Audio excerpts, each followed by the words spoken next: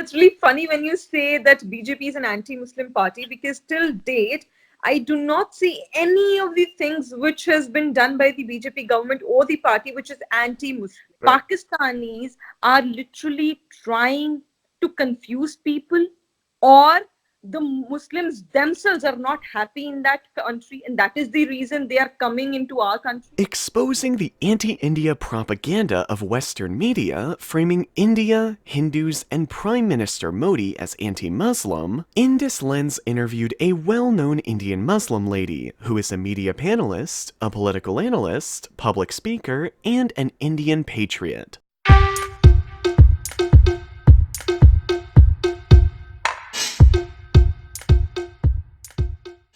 So, welcome, Nighat ji. It's a pleasure to have you on our show. Thank you. Thank you. It's an honor for me. Thank you. All right. So, Nighat ji, let me not beat around the bush and ask you, why are you a part of the anti-Muslim party BJP? That's really funny when you say that BJP is an anti-Muslim party, because till date, I do not see any of the things which has been done by the BJP government or the party which is anti-Muslim. In fact, this is the first government which has actually tried to empower the Muslim community, especially the Muslim women, by banning the triple talaq in India. So I think that it is not at all an anti-Muslim party. It's just a myth around which is being played, and fear mongering which the opposition parties are trying to play, and that's exactly what's been portrayed by the opposition. It's nothing to do with the reality.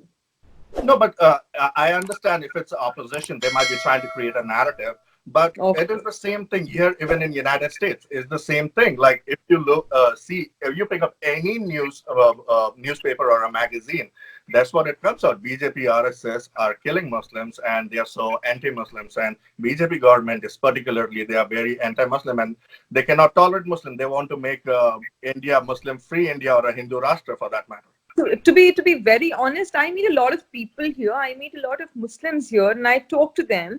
And a lot of times when I, kind of talk with them and ask that, what's the problem do you people actually have with Narendra Modi, the Honorable Prime Minister, or with the party BJP?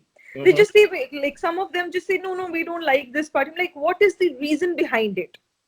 And they end up telling me no reason. There is no particular reason they hate it. It's just that it's a narrative which has been built nationally and internationally by the media somewhere, probably the US media, since you have mentioned, kind of a biased media, and kind of Pakistanis. And this is the kind of propaganda they're trying to play.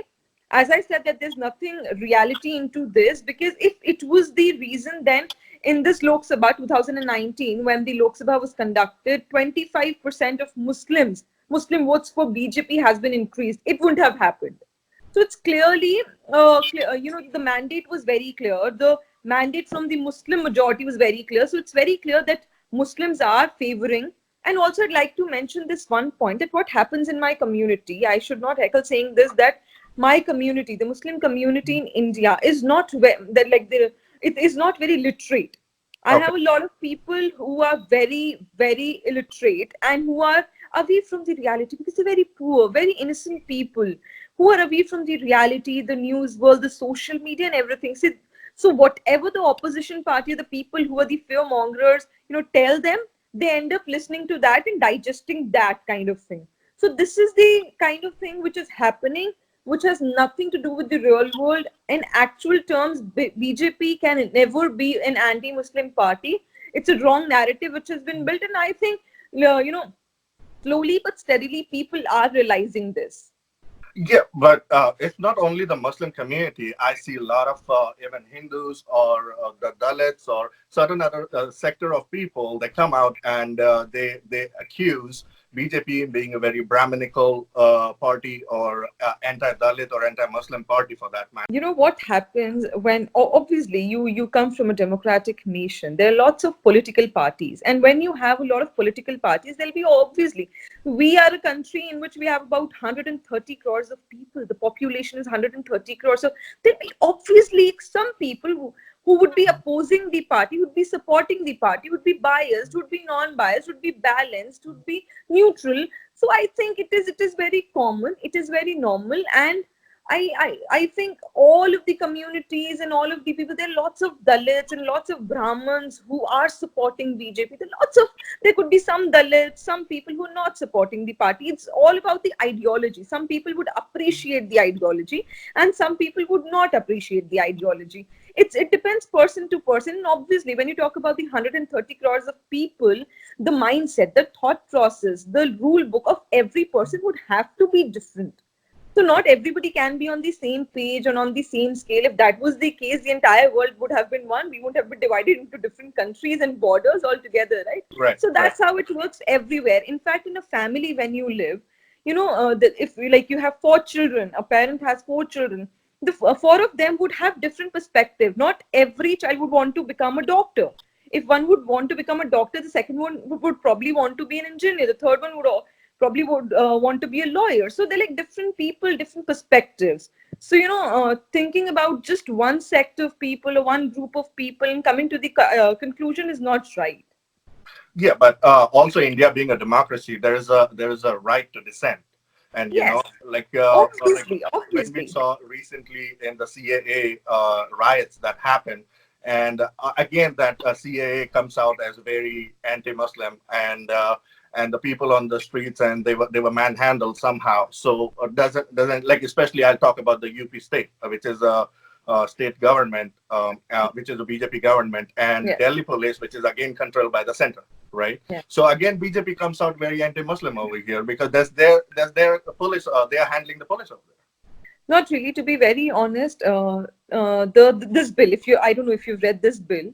So this bill has, first of all, nothing to do with the Indian Muslims. Not even a single fundamental right would have been will be taken away from the Indian Muslims. Right. The citizenship of the Indian Muslims would not be hampered. It is about, because you've given me this chance to explain on your platform. So I'd like to mention that Sure. it is all about the Muslims who are from Bangladesh, Pakistan, and Afghanistan, which are the Islamic republics.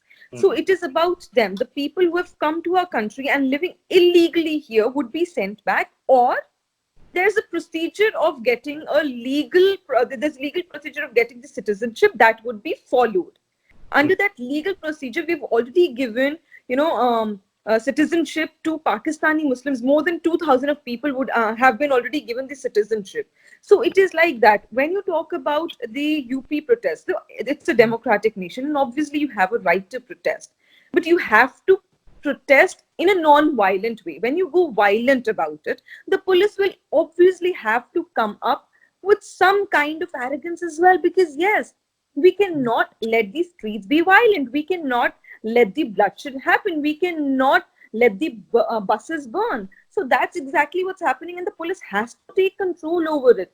And obviously, there are lots of people, like the opposition party is kind of, as I said, they're trying to play this dirty politics and fear monger, and trying to instigate and provoke people on an issue which doesn't even concern the Muslim community. So it is like they're trying to decept a lot of people. That's exactly what's happening in Delhi. Also, that's exactly what happened. Honestly, probably we as a government, because we are into the BJP is a leading party and we are in the power, and we as an individual should go to every people and as many people as we can cover and try to explain. And that's exactly what our party and our government is doing. We are literally going door to door and doing the campaign of CA and telling people and trying to explain people that what CA is all about, and it has actually nothing to do with the Indian Muslims, and we should not be worried. Okay. All right. Let's little bit talk about yourself. So you are affiliated with BJP. What made Yes. you do that? Because there are more of a secular parties like Congress or Aam Aadmi Party from Delhi, and many other parties in India. Why do you choose BJP? Who says that BJP is not secular? Who says that? Well, world is saying that. No. So It's all over social media, and it's all over. Supposedly, BJP is not secular, and it's more of a Hindutva party. Social media, mainstream media, certain sects of mainstream media, obviously. have you heard about Mohan Bhagwat? Yeah. So okay, he's the Sanchalak of RSS. Hmm. Yeah. So he once said that Hindutva, when you use the term Hindutva, is not completed without the Indian Muslims. Okay. That's where secularism lies in our party. Mm-hmm. Bharatiya Janata Party, which is BJP, the leading party right now, is the only party in the country, India, which has a different, completely different platform and a different organization, especially for Muslims, which is Muslim Rashtriya Manch. The RSS has organized it. Yes. So that's when we call secular. Okay. Just taking a placard and waving it, saying that we are secular, you do not become secular. You become secular when you start working as a secular party. And what made me, it's a very good question. A lot of people ask me this question, that what made you to be in BJP? So as I firstly said, that the banning of triple talaq, when the bill was introduced in Lok Sabha, before it was passed, I was jaw-dropped with the audacity and the authority of the party to empower the Indian Muslim women. Because every other party just spoke about it. They were just on the words. There was nothing in practical, and there was nothing in written. This is the first party which has actually come up to empower the Indian Muslim women. And this was the first and the very important reason for me getting affiliated to this party. Okay. So can you tell the audience a little bit who do not know what triple talaq issue is and what the BJP has done for it? Okay.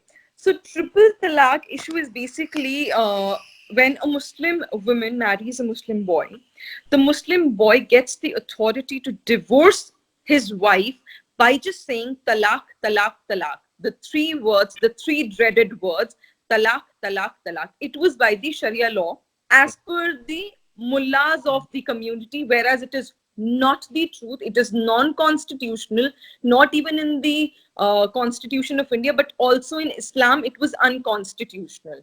There is nothing like triple talaq. It should have been banned long back, but it didn't. So girls have miserable, were miserable. They were terrible. They have faced a lot of problems. The married girls who were left behind their husbands just by these three dreaded words. A lot of times, when I used to debate about triple talaq, we used to have a lot of females who were the victims of triple talaq in our debates, and they used to literally shed tears, cry out of helplessness.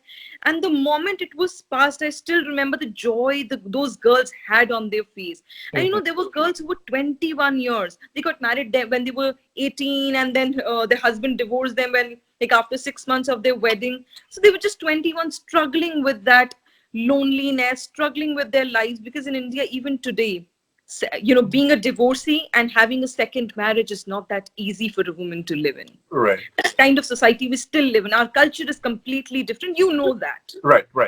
That is exactly what it is. So after the divorce, what happened? Does she get the compensation, like a monthly alimony or anything? So she gets nothing.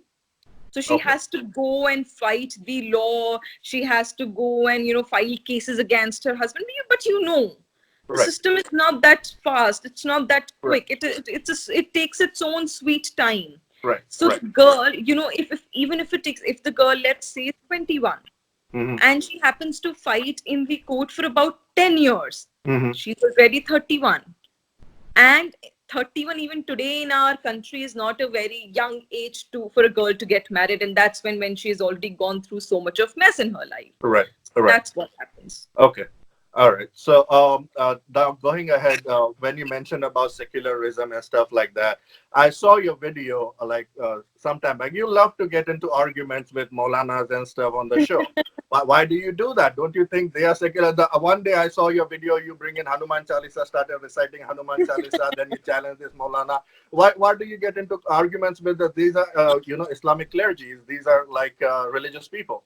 So I remember this I remember this debate when you're talking about the Hanuman Chalisa thing. What exactly happened? If you know Nusrat Jahan, she is the MP of West Bengal.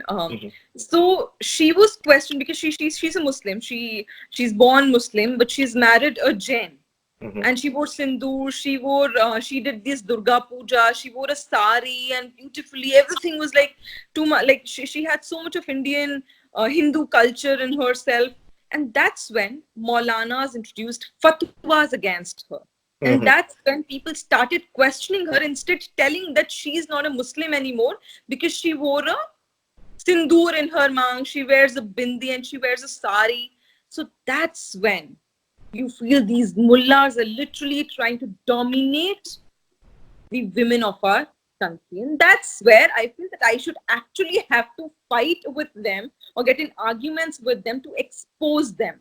Because Okay. the Islam should be followed by original Islam, not the Islam which has been created by mullahs for their own fun, for their own enjoyment, and for their own satisfaction. There's a stark difference between the Islam of mullahs and the Islam which is actually Islam. Okay, but see, that's the very reason you get trolled by your own community. You get heard abuses. I think you had put out a video which was, you recorded a call or something, and there's like I could imagine what kind of abuses are hurled at you, and I could imagine. But that's the reason they think you are doing this because you want to build your name in BJP, and you are not being like a true Muslim.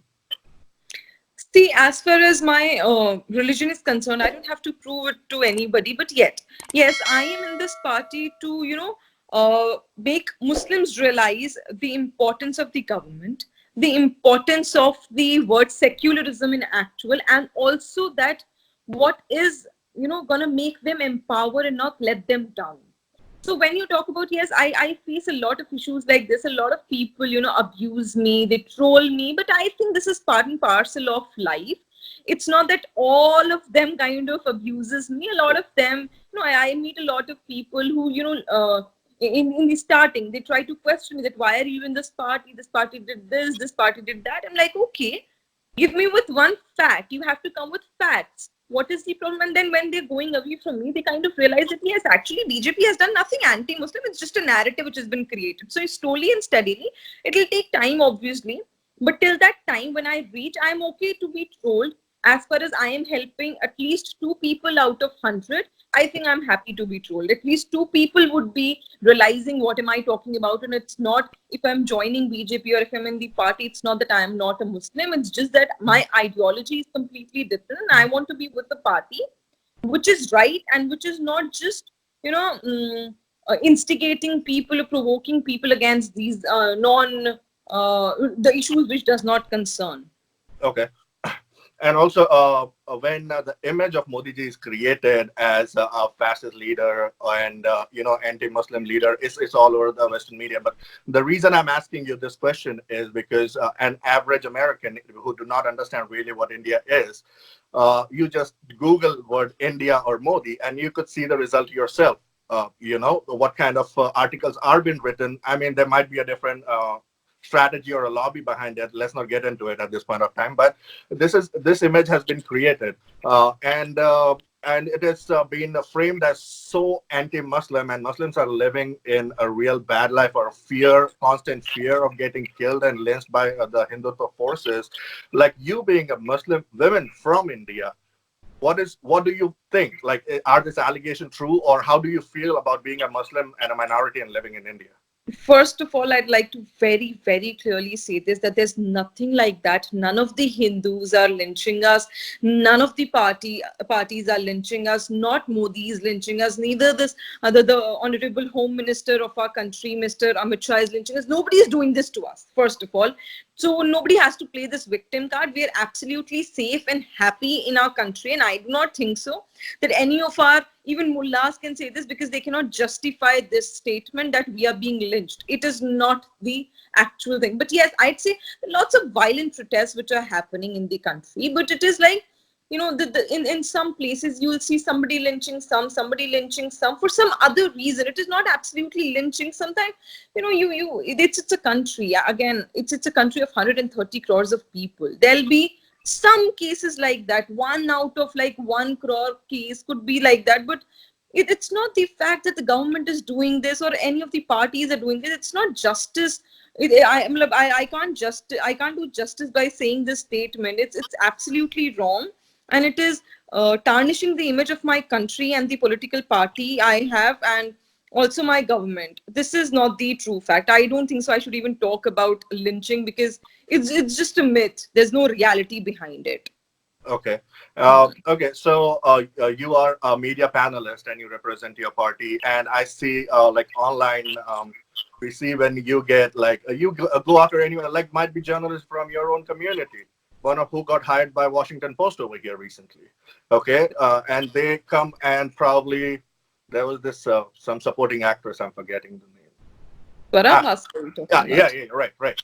So you there was some Twitter, and you are tagging them and going an offensive after them. So it feels like BJP has put you as a Muslim women face to target anyone who's trying to kind of have a dissent with the party. Not at all. Not at all.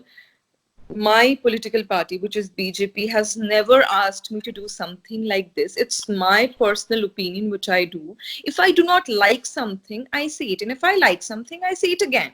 So I do not think so any of the political parties or BJP needs to, frame me or, tell me to do something like this against anybody. This is not the agenda of the party. My party and my government has a lot more important things to do instead of just, trolling other people. That's not exactly what they have to do. I say it because I do not find it right. Like when Swarab Bhaskar can talk about, these things, why can't you talk about what happened today in Pakistan? Mhm. Yesterday in Pakistan with the Gurudwara, why can't you talk Right. about that? If Mhm. the entire Bollywood gang, the placard party, can come up with such placards and tweets, why can't they talk about, why can't they condemn this? Mhm. Sonia Gandhi and Rahul Gandhi takes 24 hours to condemn this. What were they sitting at? Mhm. So that's what the problem is, and that's where the problem comes from. So it is not with the problem is not with the government of BJP or Modi government or me. It is the problem with the people that when it's wrong, they have to say it is wrong. A lot of people on debate ask me, "Arey, आपने कुलदीप सेंगर के बारे में you haven't said about?" I'm like, yeah, okay, he's in the jail. He's there. He's where he's at a place where he deserved to be. Mhm. So Right. I will be obviously saying anything right. I will not condemn which is not, which is like a non-issue. But yes, obviously, what is an issue, I'm going to condemn that, and that's what exactly I'm doing. Please tell me something I have come up with which is not right. If you can counter me with facts, I'm ready to debate. You can correct me. I Right. am open with that subject. You can correct me anytime if you think that I have not done something right, or if I am not factually correct. You should not just abuse me. Even my trollers, people trying to abuse me, you should not abuse me. You should instead tell me that here, this is the problem, this is the factual thing I'm talking, and you should correct yourself. Maybe your history is not that right, maybe you don't have that kind of knowledge. I am sharing, probably I'll learn from you. Mhm. A lot of people just message me on Twitter. There's a DM option, so they just tell me that you'll rot in hell, and you'll remember what will happen with you on the last day Mhm. of your life. You've joined beach. I'm like, come with facts. So people who are trolling me this way and talking such things, I think they need to learn more, they need to study more, they need to realize the facts more instead of just trolling and using abusive languages. You mentioned Pakistan, and you are especially loved in Pakistan. I know that for sure. Right. So Yeah, maybe. right. So well, I recently saw something that you got into a panel argument with these people and talking about don't teach us about constitution when they're talking on media. I'll tell you my personal experience. When we meet Pakistanis over here personally, that's what their exact arguments and what you hear on panels. But the Pakistani panelists, what they say. And second thing, especially after abrogation of Article 370, Pakistani groups has been very instrumental in doing the anti-India agenda and saying that the Muslims are being treated poorly in India. And I think there was a debate on those lines. Can you just tell us a little bit about why do you keep arguing with Pakistanis? Like why do you don't like them? First of all, these Pakistani panelists do not ever, mind it, do not ever read or study and come to the debates. They just come. They just come, sit on the panel, and they just yank some kind of words which they do not even know what is the meaning of those words. They were talking about Article 370 and 35A. Okay. Just do me a favor. Whenever next time you meet any of the Pakistanis, and record it, okay, mind it, record it live. And you ask them what is Article 370 and 35A, what kind of rights Kashmiris had then, and what kind of rights do they have now after the abrogation. Just ask them. They'll have no answer. Second question, I'll give you one more tip. Just ask one more question, that how many pages are there in the bill of CA? Just ask them. They will not be able to answer because they haven't studied. In my last debate, I think I did it on last Sunday. So I did that on Our Bharat. It was a Ghamasan show. So I did that, and they were like Pakistani panelists there. So the host of my show, which is Gaurav Arya, who he literally asked like all of them that have you read the article? Like, have you read this bill? And they were literally like, no, we haven't.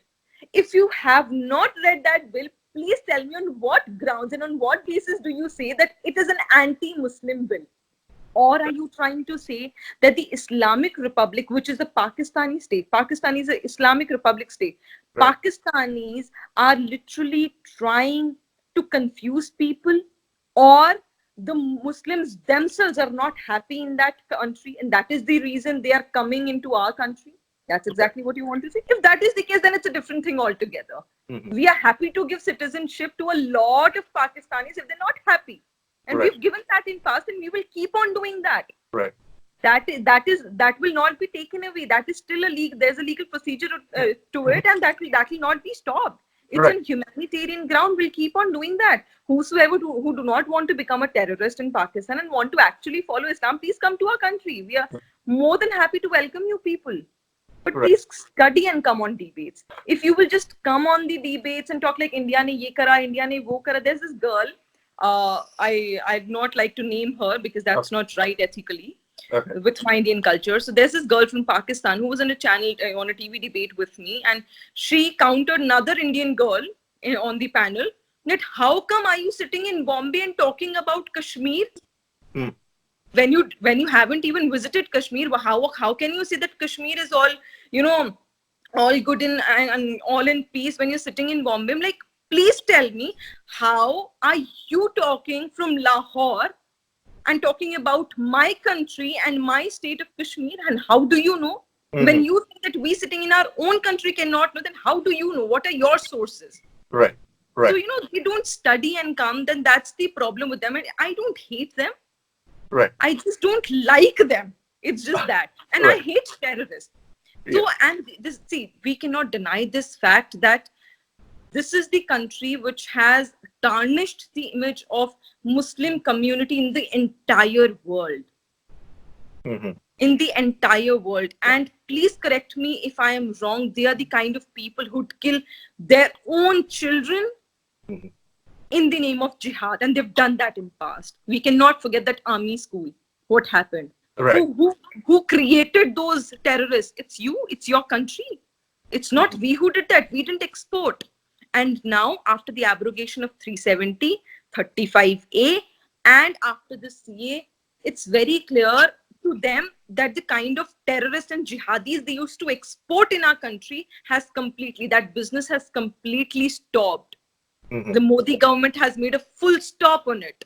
And Okay. that's the reason they've started hating us even more. More. Okay. But it's okay. That's exactly what we want. We don't need any love from them. It's okay. We're happy. Okay. Okay. So let's talk about a little more love from your own community within India. Okay. So I saw you were in a lot of debates where they were talking about burqa and burqa ban and stuff like that, and you get into argument with another Maulana over there. And so, what is your entire perception about burqa and the burqa ban that was talked about? So this debate, when you're talking about, as far as I remember, it's a last year debate with Maulana Sajid Rashidi. Okay. So because I had posted just a segment of my debate, so how it started, he commented on my hair. I had like this open hair, like I am sitting right now. So I had this open hair, which is not right in Islam. A girl cannot open her hair and be on television and some kind of Islam he was teaching me. So he commented me personally, and that's where I said that you have to, you have to cover your eyes instead of me covering my hair and my body. If you don't want to see me, just close your eyes. You don't have to tell me that I should wear a burqa or I should tie my hair. One. Second, what happened that when that Sri Lanka incident happened, the last year attack, the terrorist attack in Sri Lanka. So it was related to some burqa, and they tried to they were kind of banning burqas because, they on their national security front. So that's where I said that if it comes to the national security front, the Muslim community will be standing with our country as well. But as far as my country or my personal statement is concerned, I have no problems with burqa. Anyone who would want to wear it should wear it. Anyone who would not want to wear it, please do not wear it.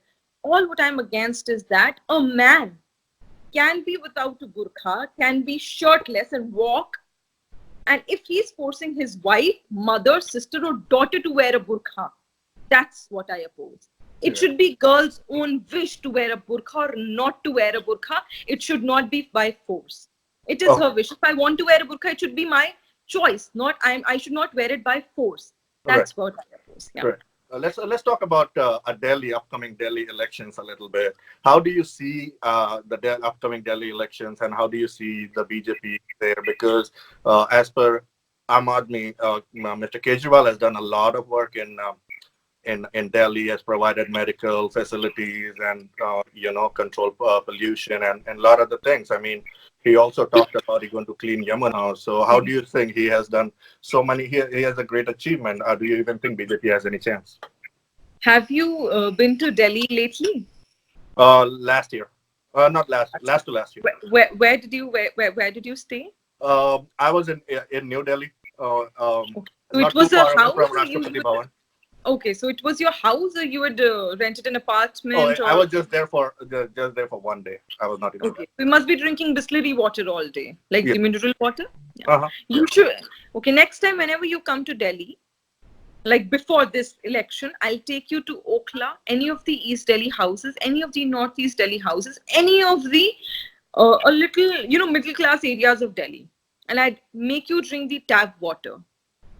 You'd probably vomit. You'd probably vomit. That kind of water Arvind Kejriwal is providing. Now coming to the health sector.